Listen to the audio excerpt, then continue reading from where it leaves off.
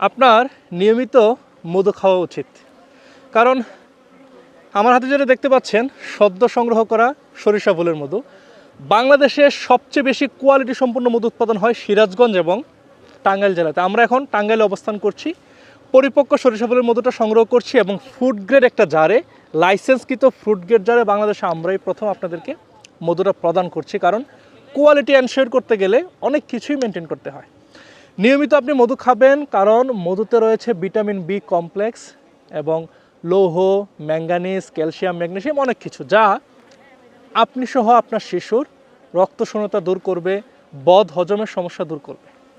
তাই নিয়মিত চিনি নামক বিষকে পরিত্যাগ করে মধু নামক মহৌষধকে সেবন করুন, সুস্বাস্থ্যতা এবং সুন্দর জীবনযাপন করুন।